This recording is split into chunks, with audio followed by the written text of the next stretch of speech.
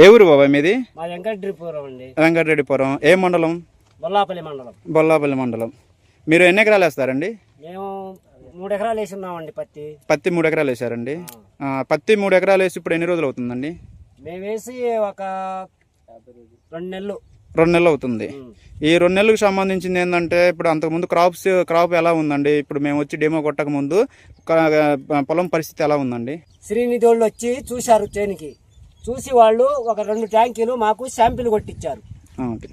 అంటే మీకు 2 ట్యాంకీలు శాంపిల్ కొట్టక ముందు అప్పుడు మీ పొలం పరిస్థితి ఎలా ఉందండి? మా పొలం ముడతగా ఉండి దోమ తేనుబంక విపరీతంగా ఉందండి.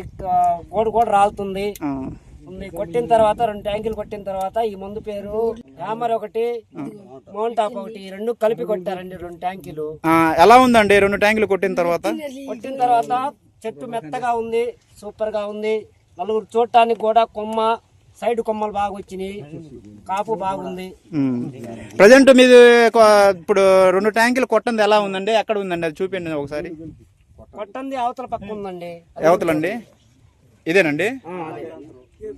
ఓకే, మీరు మామూలుగా డెమోగా కొట్టిన 2 ట్యాంకీలు పొలం ఎక్కడ ఉందండి? ఇదేనండి, యువతల ఎడం పక్కకి. దానికి దీనికి మీకు డిఫరెన్స్ ఏమనిపించిందండి?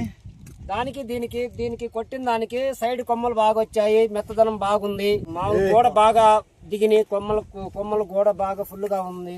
సైడ్ బ్రాంచెస్ బాగున్నాయి. చాలా ఉంది. దానికి దీనికి చాలా డిఫరెన్స్ ఉంది. మధ్యలో కాపు మందు ఏమైనా కొట్టారండి మీ చేలో? కొంచెం కాపు మందు ఏం కొట్టలేదుగా మీరు? అప్పుడు ఈ 2 మందులు కొట్టిన తర్వాత మీ చేలో కాపు పరిస్థితి ఎలా ఉందండి? కాపు బాగుందండి. ఇప్పుడు కాపు బాగుంది.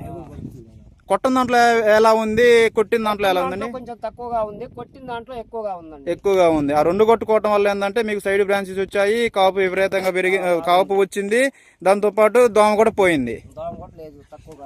మీరు మామూలుగా ఈ 2 మందులు మీరు రైతులకి ప్రిపేర్ చేయగలుగుతారండి? అవి అందరికి చెప్తామండి. కొట్టుకోవచ్చండి ఆ 2 మందులు?